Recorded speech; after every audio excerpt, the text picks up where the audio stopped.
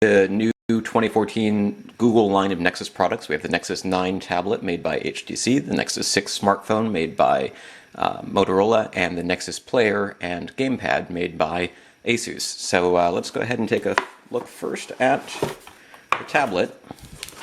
It's got an 8.9-inch display.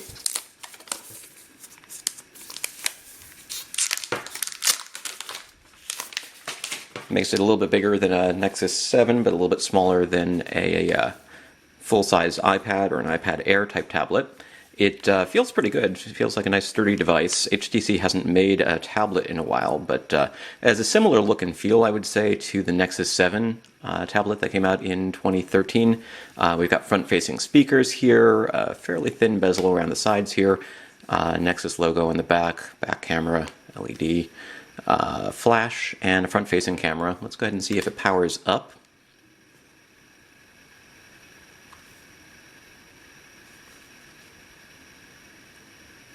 And it should be one of the first devices to ship with Android 5.0 Lollipop. While it's booting, let's take a look at the rest of what's in the box here. There's a card. Card says 9, warranty, safety information, USB cable, and a power adapter, and that's pretty much it.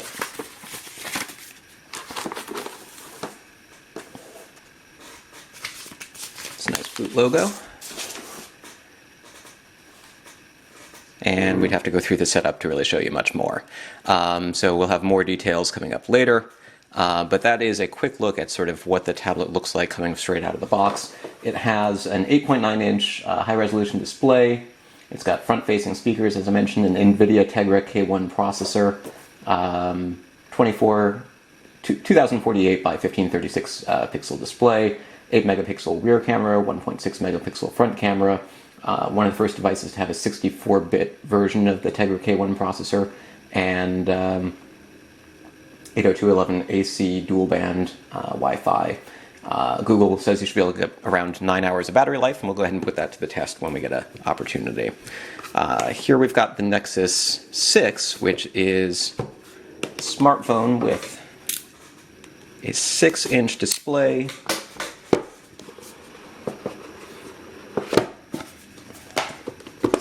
making it the largest Nexus to date, also the most expensive, with a starting price of about $649 for an unlocked model. The Nexus 9 tablet, of course, starts at $399. So it's large, but it fits reasonably well in a hand. It's clearly a lot smaller than a tablet, but and smaller than I would say a Nexus 7 tablet, but it's got a large high-resolution screen, should be good for reading, watching videos, 2560 by 1440 pixels. Again, we've got the power adapter and a USB cable. Again, let's go ahead and power it on. It's similar in design to a Motorola Moto X smartphone, but because it's got such a large screen, the power button and volume buttons are now down here halfway down the screen instead of near at the top. So you should be able to hit them while you're holding it in one hand. It's not the sort of phone you're going to be able to reach every corner of using your thumb. It's relatively thin. It's got a sort of sloped back here. Nice looking LED flash that actually surrounds the camera on the back. The design is a little bit interesting here, if nothing else, because we've got the Nexus logo and the Motorola logo. Take up a lot of space here, but if you're the sort of person who puts your phone in a case, that might not matter too much. Again, here you can see that it's not set up. I just took it out of the box and have yet to insert a SIM card. But it does turn on. It does run Android 5.0 Lollipop, and we'll have more details on this guy soon as well. It has a 2560 by 1440 pixel display. It is weighs 6.5 ounces, has a 13 megapixel rear camera, stereo front-facing speakers, Qualcomm Snapdragon 805 processor, 3 gigs of RAM, and again 802.11ac Wi-Fi. So that is a quick look at the phone.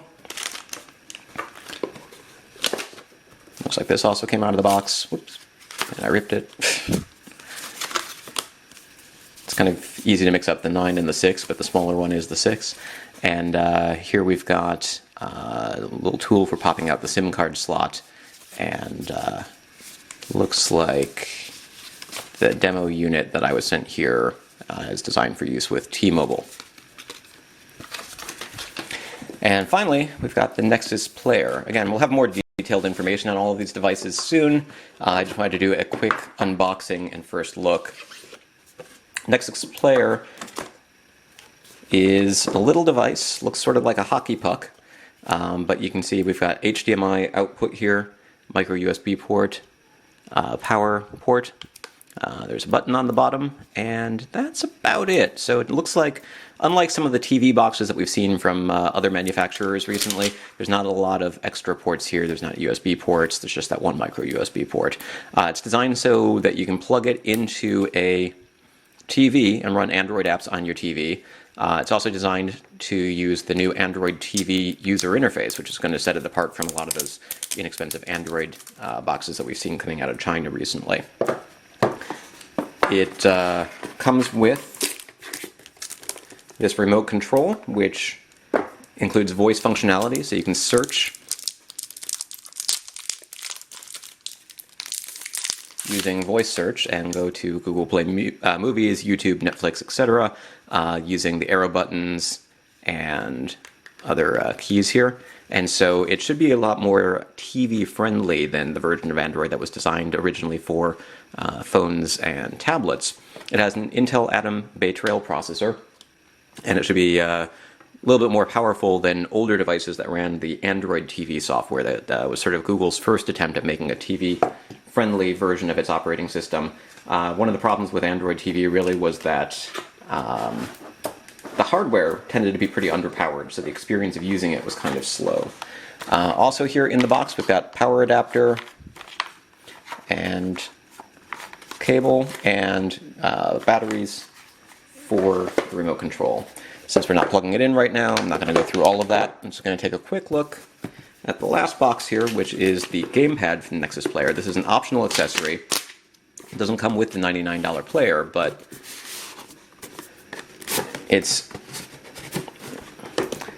a video game remote control that you can use to play games on your TV, or if you want to use it